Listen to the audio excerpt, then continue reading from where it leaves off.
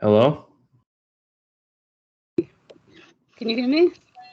Yes. Can you hear me? Yeah. How are Hi. How you? you doing? Good. How are you? Good. Nice to meet you. You too. Yeah. Being excited to have this conversation. Yeah. I'm just gonna try to set this up here real quick. Okay. Sorry about the confusion um, about the Google link. I've never actually used the Google um, camera chat or whatever. I always use the Microsoft Teams and it works for me. So Got you. hopefully it wasn't a problem. Got it. Got it. No worries. Just gotta set this up here. Okay, so it's recording. Okay, so I'll just do some editing. I'm pretty sure you're familiar with the process of making a podcast. So whatever you don't want it to be on, just let me know. Like I'll Okay, do cool. an editing. Just add um, the audio. Okay, one hmm second.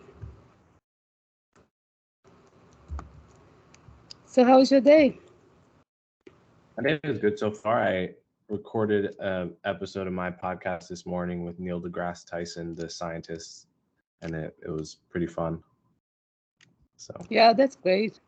Yeah, you have yeah, many great podcasts. I've been watching them. It's interesting. thanks. Yeah. So did you get a chance to read over the questions I had set up for you? No, I had some, but you can ask me anything. Okay, okay. You like to be a surprise then. All right. Okay, so we just gonna touch base on some topics like politics and social issues, hmm like reparations for slavery, hmm like things that I noticed that you've been mentioning a lot, like you talk about a lot, and like racial bias, hmm like the Black Lives Matter movement. hmm Um, your favorite type of publications, because I know you're an author, right, or writer.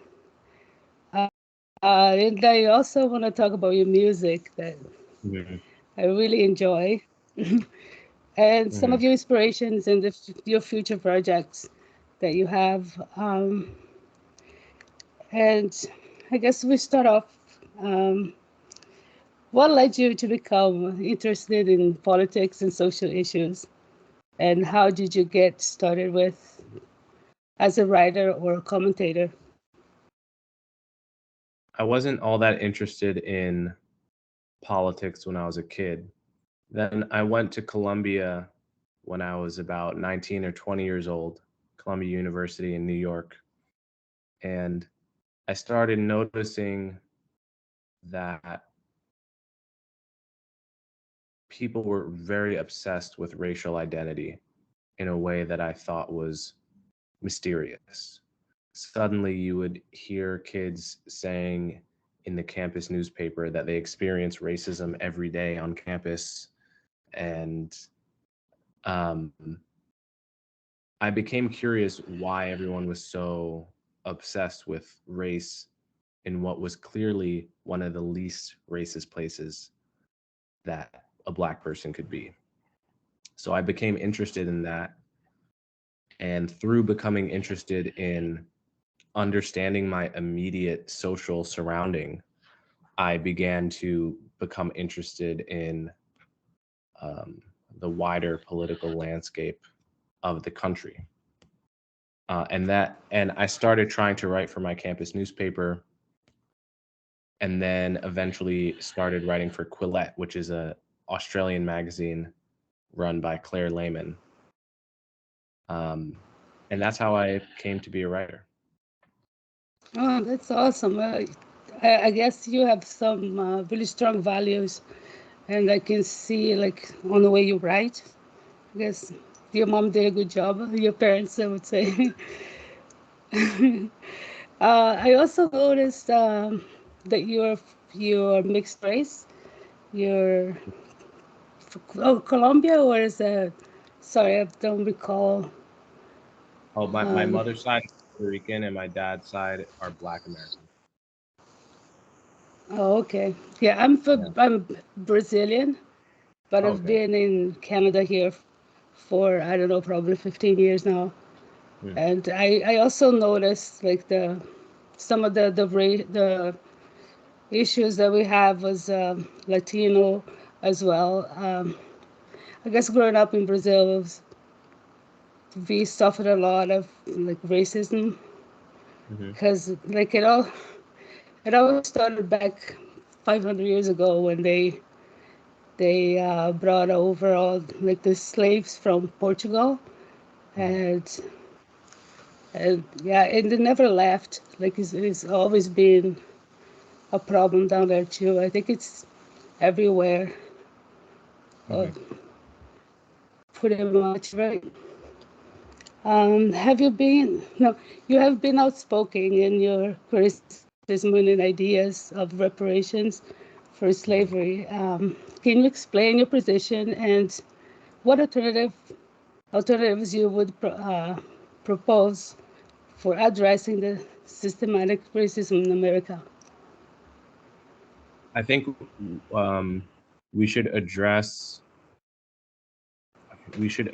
the racism that exists today by implementing policies to create fair processes today. I don't think that we have to or should try to um, compensate people for what happened to their great great great great great great grandfather, for example. I think Mm-hmm. when you try to do that, you're trying to do something that's impossible, which is undo the effects of the distant past.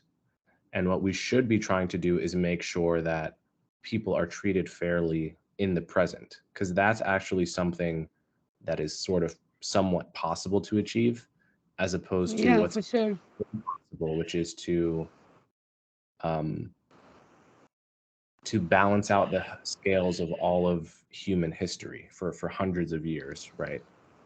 I think that Yeah, yeah. It that's not, gets it, it almost gets embedded onto your blood, pretty much, and you bring that your whole life against your family or whatever. And it's hard to fix the past, but I guess improving some like social programs to help people, you know, get a little better opportunities. hmm. Well, I think it would be one of a good start, anyways. Yeah. Your views on racial bias in policing have been controversial. And can you Hmm. discuss your perspective on the issue and how you arrived at your conclusions? So I arrive at my conclusions on the basis of evidence, and everyone personally has their own stories with the cops and what the cops have done to them or their family, and all of that is valid in any particular person's case. But when you're trying to look at the whole country, you have to look at the best research, and the best research has found that the cops are more likely to rough up a black suspect, but they're not more likely to actually pull a trigger on a black suspect. So that's, you can think two things at once, that there is racial bias and racism in how the cops deal with black people. But when a cop, the decision to shoot, to pull the trigger, it has not been shown that there is bias between black and white. So people have run with that narrative during 2020 and in earlier years with BLM. There was often cases where a cop would shoot unarmed Black American, which happens like maybe 20 times a year, roughly on average. But it happens 40 times a year to white Americans. roughly. And those ones don't end up making the news as much because there's no racism angle.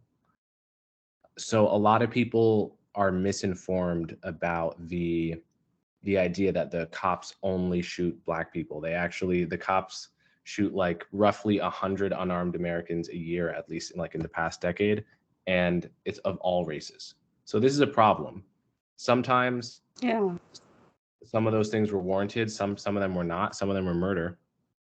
But that is not actually a racial issue to the degree that people think it is.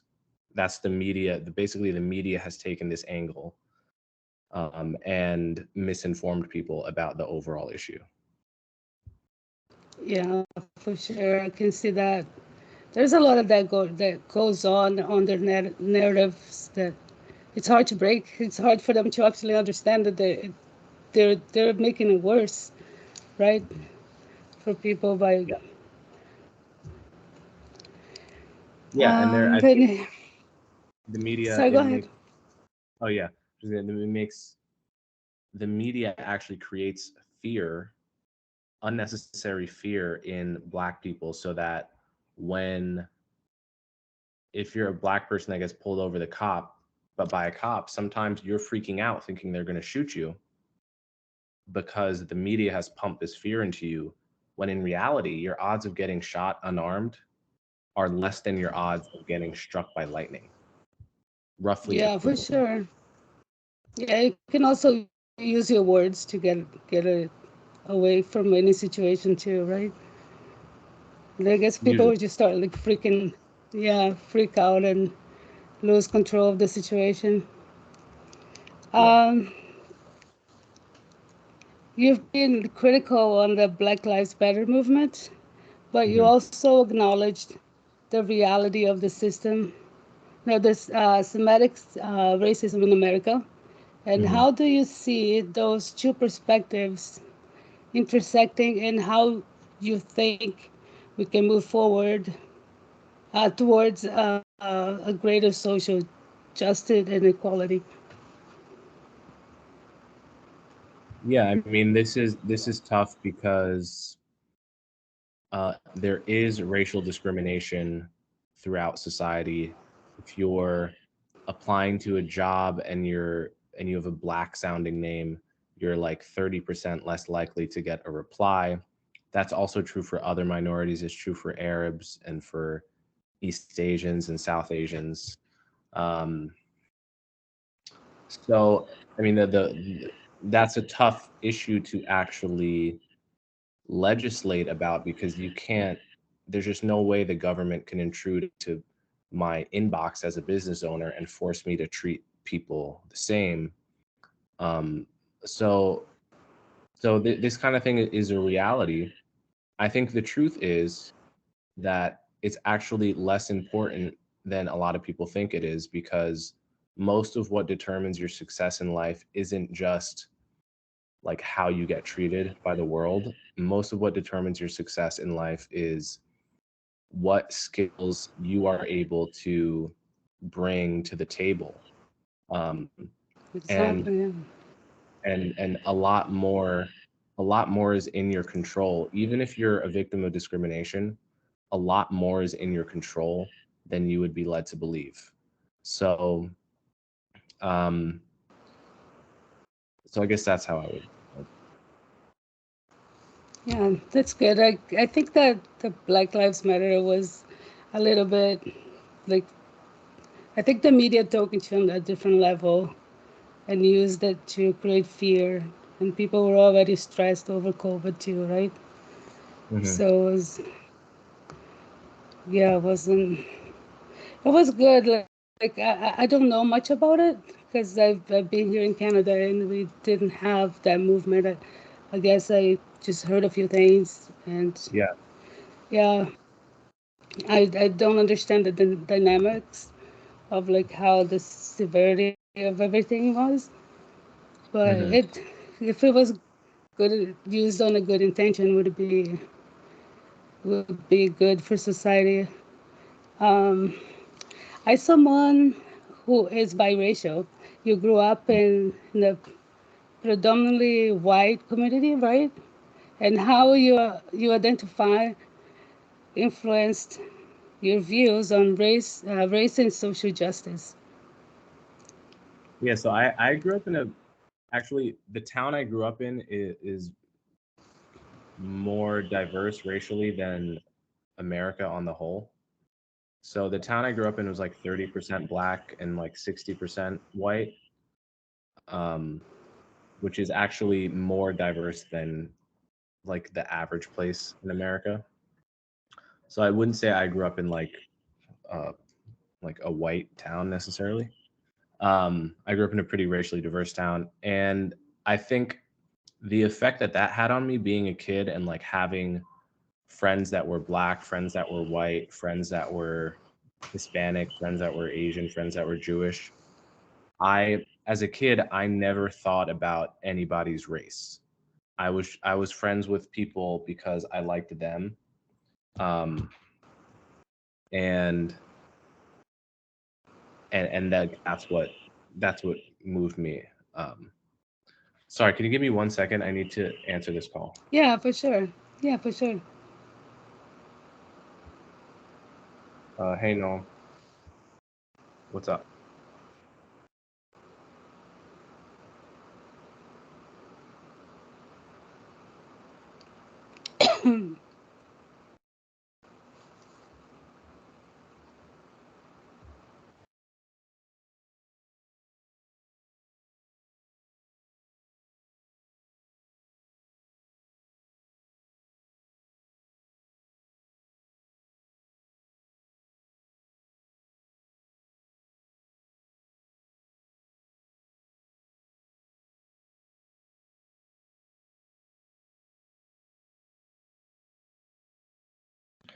Okay, so sorry about that. It was just urgent. Oh, no worries. No worries. So, do you also speak Spanish? Un poco, hablo español un poco, pero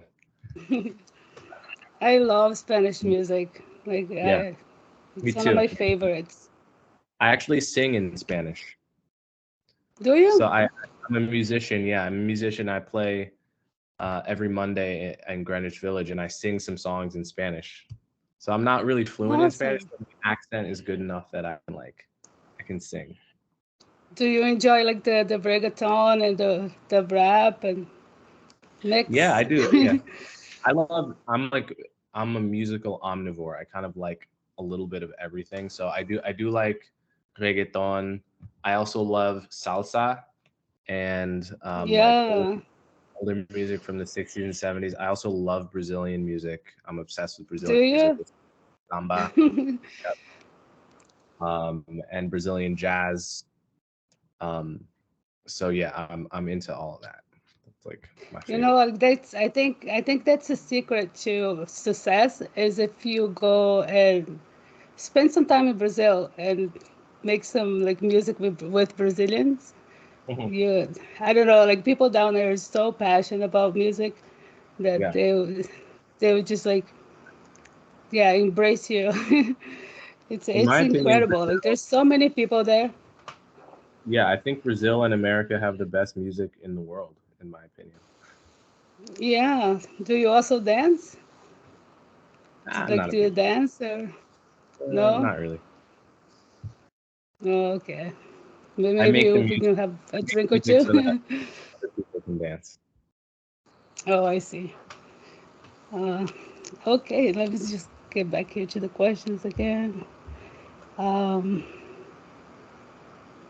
yeah, let's talk about your music a little bit.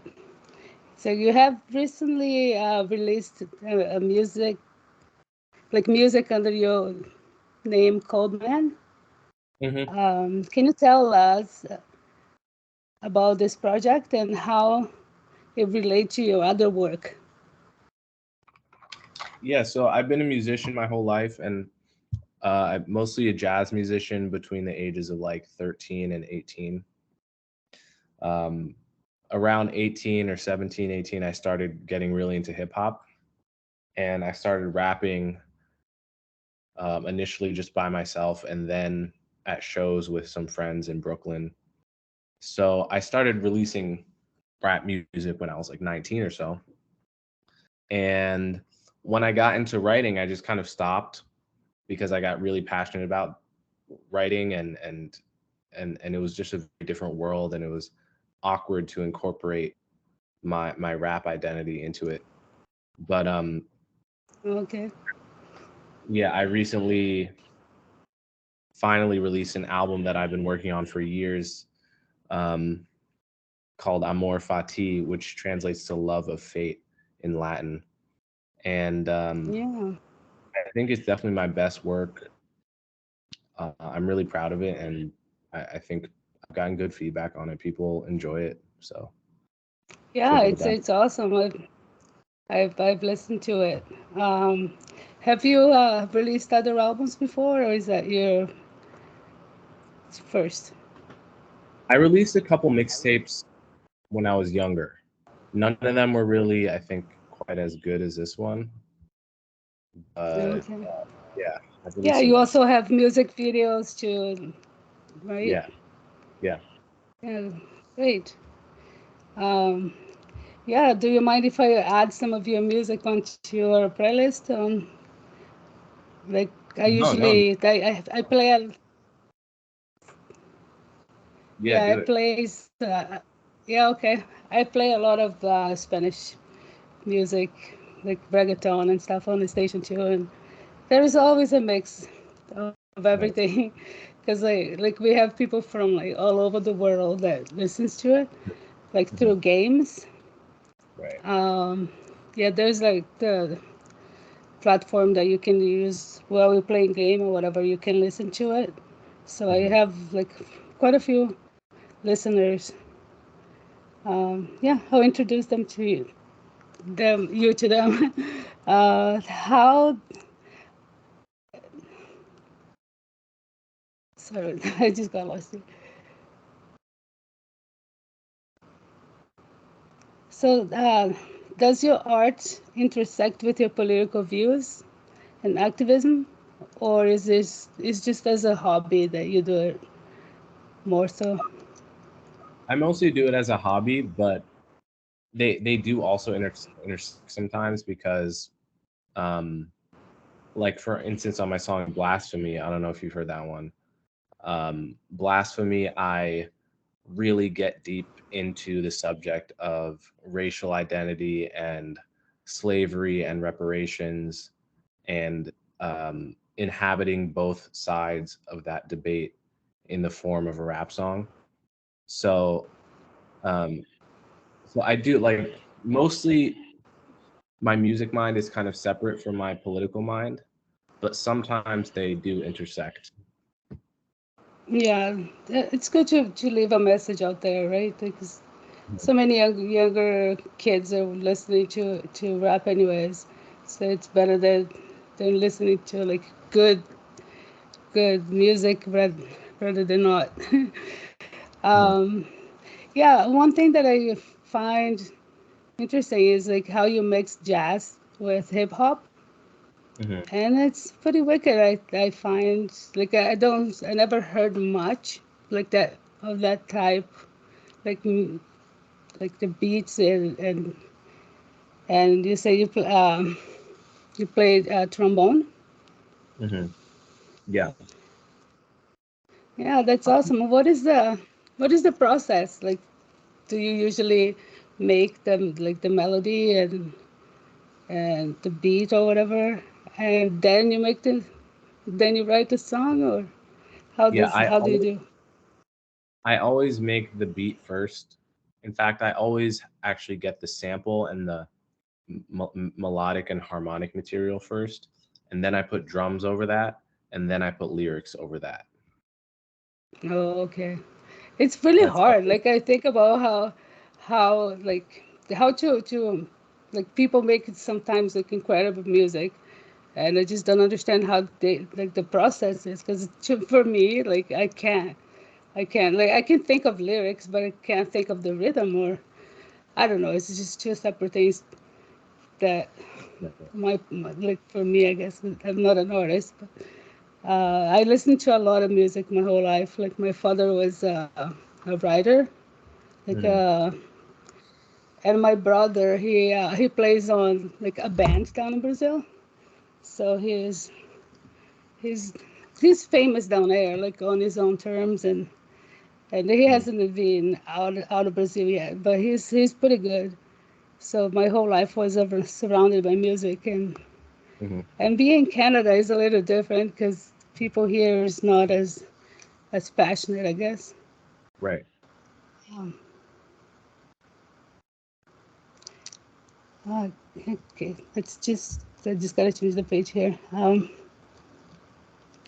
What advice would you give to your young people who are interested in getting involved in the social activism and politics?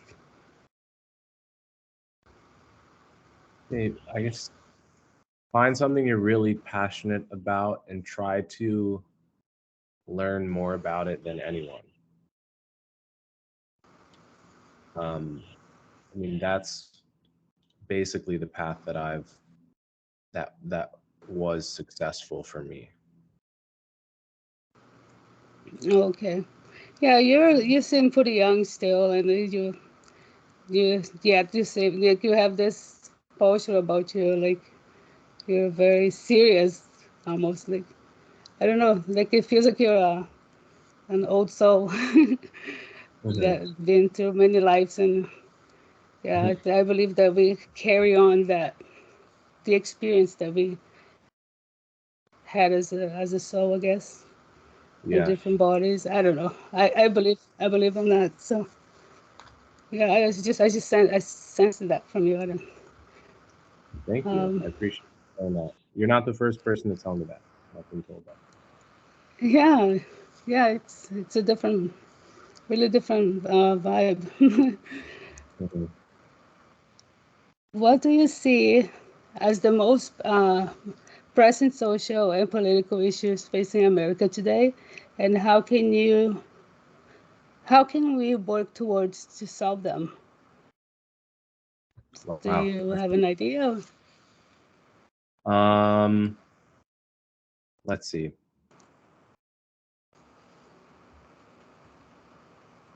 Biggest issues in America right now. It's hard for me to rank them, but I would say just the government's ability to effectively deal with crisis situations. Um, I think in some ways I lost quite a bit of faith in the government's ability to respond to a crisis during COVID, and I um, I hope that I fear that there's declining trust in the institutions of government, of media, and so forth. And the less the public trusts the institutions, the harder it is for us to actually solve the problems that are going to come our way in the next 50 to 100 years. So I'm worried about that. Um, but in the end, I think I am an optimist in the sense that I think things are getting better over time, even if they don't seem that way on the news. And I do have some faith that humanity is moving in a positive direction. Yeah, me too. Like I do have faith on that. I guess it's the only thing we can do when most of the things seems to be fabricated around us, and to maybe if it's not, it just seems like it is. Like most Mhm. of government, like the government is not really there for the environment of people, I don't think, but themselves. I Right. guess like whoever's in power or whatever. Um, I would suggest if we could change something, why couldn't everybody have a job and do like the government as everybody has one task to do, or half an hour to 2 hours of your day, you just do something, and it will be like a collective way to run things for everybody, right? And I don't know. I have an idea that it could possibly work, but it would be hard to get everybody on the same page. But just eliminate all the bureaucracy, all the, you know, like all the things that make it like difficult for people to embed in their lives, right? Because they have to go through all those, you know, go to government buildings and do all the bureaucracy, all the paperwork, and and it's hard, and some people don't make it, right? Mhm. And yeah, I don't know if I think it would be possible, but if everybody were on the same page and we had like a system that would be fair to everyone, and like you had enough to feed your family, and you wouldn't need to like be corrupt and steal from from the system. You have everybody will have an equal, like, I don't know, it's hard to explain, but Mhm. yeah, I think Yeah. that would work a little. um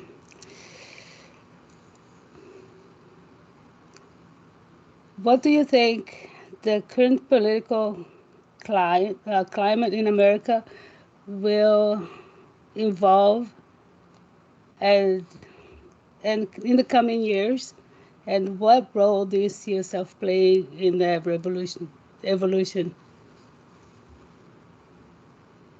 Um, yeah, it's really tough to predict how things are going to shake out. Every time I hear someone predict in the next 2 years, this is going to happen, this is going to happen, they're usually wrong. And I try not to make predictions. I don't know where the world is going. Um, but I do know what role I want to play in it, which is I want to be someone that is a trustworthy voice, a reasonable voice, and a responsible voice, and someone that people can come to when you need to uh, get information from somebody that you can trust and that you've known has been reliable in the past. And I want to facilitate conversations between people who disagree. I want to bring people together and help people converge on the truth and offer my communication skills and my reasoning abilities to people that want to have a deeper understanding of the world and our society. Um, so no matter what direction we go in, I want to continue playing that role. I think I do a pretty good job of it, and I just want to keep doing what I'm doing. Yeah, I can see you being yeah, I can picture you like on your 40s or whatever, being successful. Like, I think you're already halfway there, so it won't take much.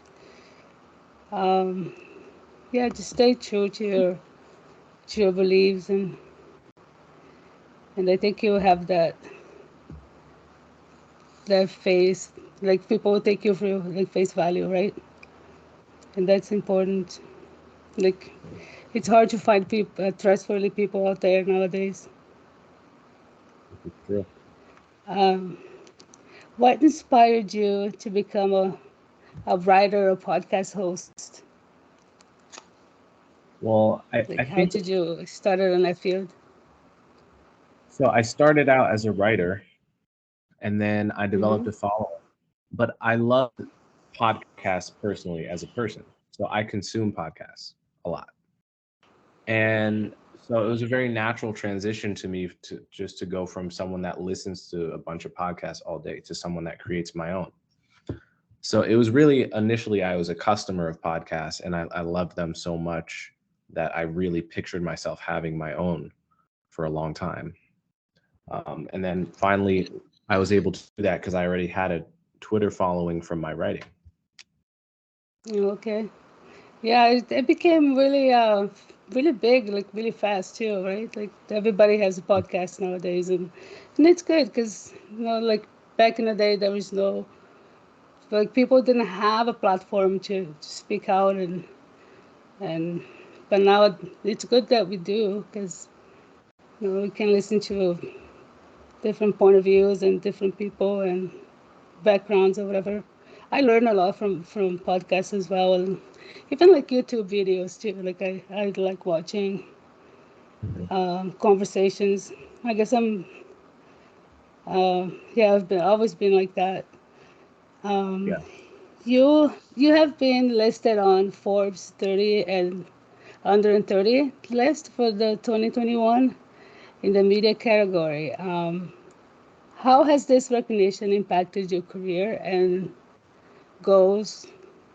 And what are your goals going forward with your career? Yeah, I think I mean it's nice to have that Forbes 30 under 30 because having having something like that in your bio makes people take you more seriously. Um, so like at the end of the day, I don't think life is about getting rewards and awards and accolades. Um, but what those do for you is there's a lot of people that just like won't pay attention to you unless you have that feather in your cap. Yeah, And Forbes 30 under 30, I think it has opened some doors for me in that way. yeah. I guess that is some sort of like a gratitude that like you just having your content there. You know what I mean? Like not very many people have that privilege, I guess, Yeah. to be recognized, right? On being a good writer or a good whatever you're good at. So yeah, it is a good thing. Did it change for you? Like your I guess it's impacted you pretty good, right? Yeah. No, definitely. And you didn't only had that, like you write for different publications, right? Yeah. Yeah, that's awesome. Like you interview a variety of guests on your podcast, and who do you think they're some of your favorites guests and why? Hmm.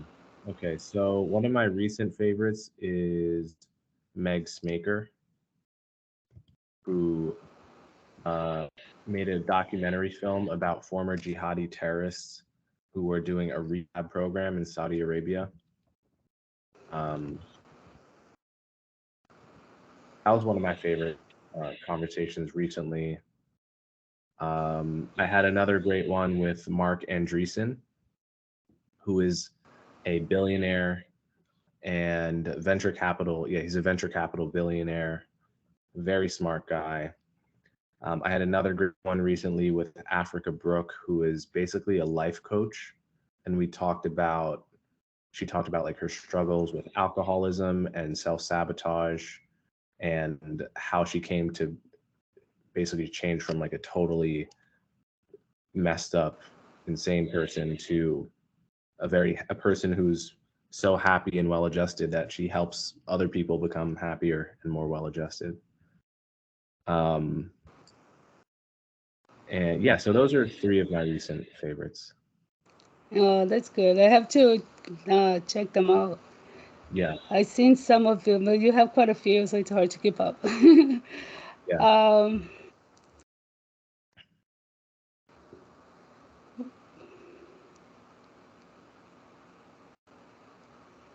you have been no, never mind. That's I think it's a repeated one. As a fellow and contributing editor at the Manhattan Institute's City Journal, what policy issues do you focus on, and what are the views on the role of thinking tanks in shaping public disclosure? discourse. Yes. Yeah. So I left the Manhattan Institute like 2 years ago. So I haven't been there in a while. But they still they do great work. They did great work when I was there. They do great work now. Basically, I think think tanks correct some of the biases in American higher education. Right now, American higher ed has become very, very, very left wing, and you can just see that in the ratio of Democrat professors to Republican professors, and that can become a problem because you basically get an echo chamber. Whenever you get an echo chamber of people who all agree with one thing, they start getting sloppy and not noticing errors in scholarship or bias in scholarship. So the think tanks, and a lot of the think tanks are right wing. Like Manhattan Institute is more of a conservative think tank. AEI, and these other conservative think tanks, I think they act as a good counterbalance to American higher education, so that if you look at the output of both of them, you can often get a good picture of what the truth is. Okay. Do you ever see yourself being a professor or a teacher or something? I don't know. Maybe, possibly, In the future, right? maybe.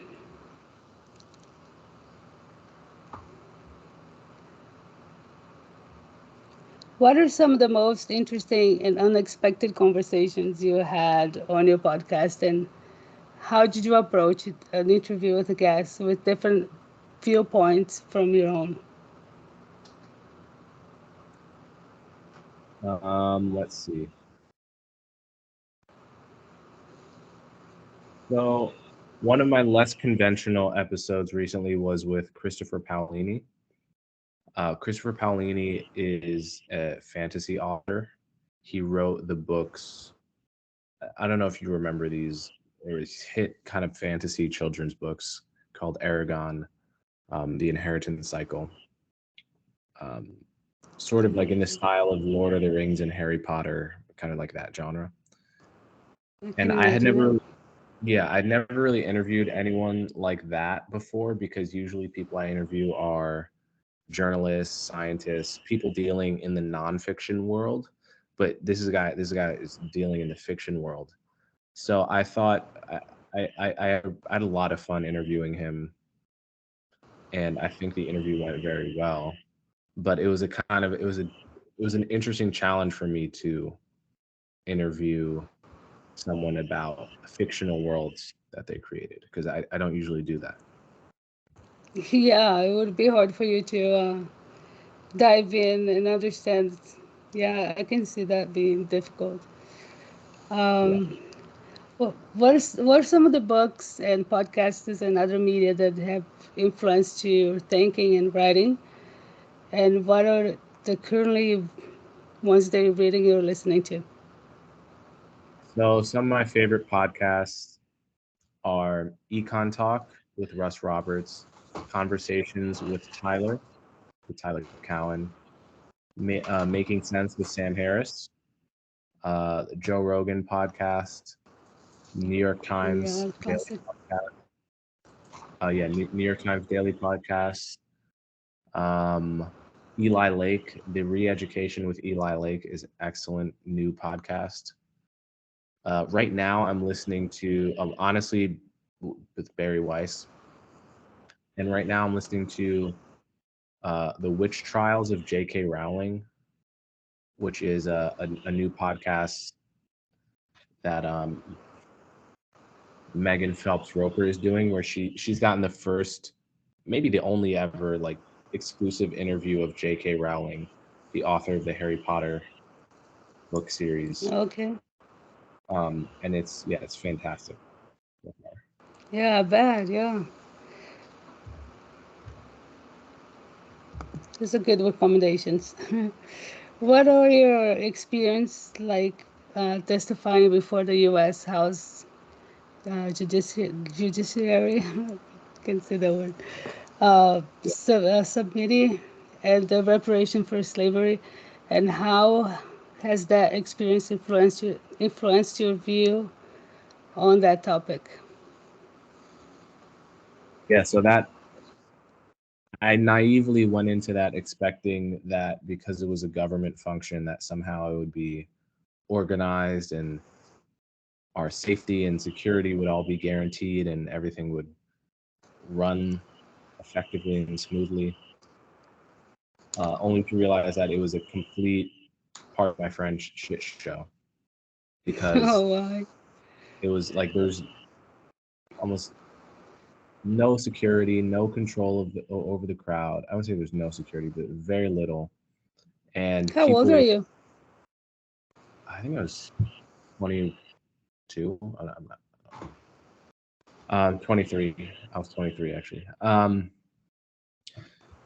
Yeah, there was just like very little control over the whole situation, and it was not a very useful exchange.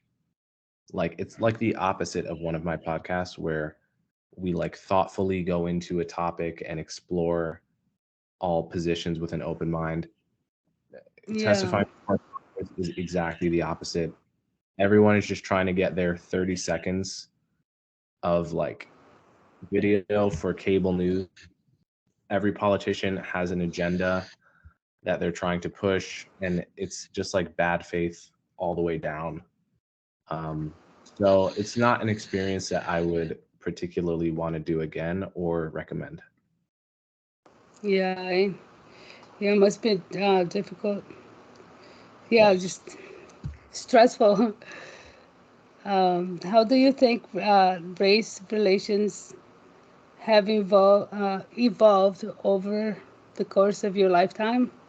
And what do you think still needs to be done to address the issues of racial inequality in America?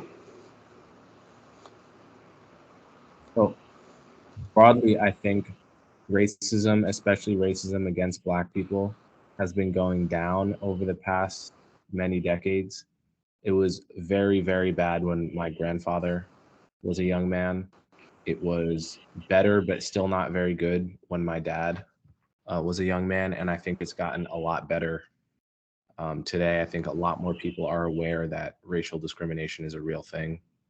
Um, but and I expect it to continue to get better as people's attitudes get more and more enlightened, and as the world kind of like gets smaller and people are more used to diversity. Um, but I think what we have to do is just continue to stigmatize racism against any group of people, to be anti-Black, Yeah. anti-white, anti-Hispanic, anti-Asian. All of these kinds of this kind of hateful rhetoric should be stigmatized and discouraged. That's my point of view, and I think that's what we Yeah, need it to keep. might. Yeah, I think it might wash away with the next generations to come, just because of the diversity of culture, right? Like different races all in the same. Like here in Canada is like very diverse. Like there's people from everywhere. So like like there's not much. I don't see very much racism on, well, like watching kids play or whatever. Like they're like it's not there anymore. Like it was back when I was a kid. Like back in Brazil, right? Right, Um, right, yeah. Hopefully that everything just, we are equal. Like no matter how much money you have in the bank, like you're still gonna go to the same place when you die, right? So I don't said myself personally, I don't have that superior. No, I'm not superior than no one. So it's unfair to me that people are still, like a lot of people out there with the same, like the right, same view. So I mean, being racist or whatever, it's wrong. Like, right. um, yeah, it's just a few more questions. Yeah, I think more, probably two or three. Yeah. Your background in philosophy has likely informed your perspective on a range of topics, right? So, could you discuss how your um, philosophical training has influenced your writing and podcasting, and how you apply, like what the concepts do you apply when you write contemporary issues, like when you write about things like. Right. I would say philosophy is great because it usually gets you to ask the deepest and most precise questions about any area of knowledge. It gets you very focused on what concepts and words actually mean, and it just gets you like thinking very logically about sort of your models of the world. So I think I do bring a philosophical to everything I do, and I think that's one reason I'm able to have interesting conversations with people on all kinds of different topics, because I often think like a philosopher. Yeah, that's great. Yeah, we can see that trait on you too. You have been. Oh, sorry. Oh, yeah, you have been recognized as one of the most promising young voices in the American politics and culture. What do you see your role in shaping the national conversations on issues of like race and inequality, and how do you plan to continue making an impact on the years to come? Well, I'm going to keep doing what I've been doing. I'm releasing a book next year. That should be out February of next year, and I just hope to continue making my platform bigger and better and reaching more and more people. Good. You can make more music too. Yeah, absolutely. Um, and your background, never mind. In the rapidly changing media landscape, where do you see the future of the political discourse and debate, and how do you hope to to contribute to it in the future? Like I said before, I think I just want to keep being a voice of reason and sanity, and keep uh, keep promoting the value of open-mindedness and honesty in the public conversation about all of these issues. I think I've been doing that, and I want to keep doing that. Yeah, I hope I hope you do too, because yeah, you probably don't see much now, like a difference now, but in a few years you see how much you influenced others on, sticking with the truth and being honest and have morals, and well, that's really important. I think every human got to keep that to themselves, like tight, because Right. nowadays there's not much of that lately. Eh? Like people are just kind of twisted. Some of them, anyways. Right. Yeah, yeah. I think I have asked you all the questions that I had here for you, and it was been interesting meeting you. Um, Guys. Hopefully, we can keep in touch. Sure. Yeah, it was great. Thank you. All Thanks right. Thanks for. for the. Bye bye. Yeah, for sure.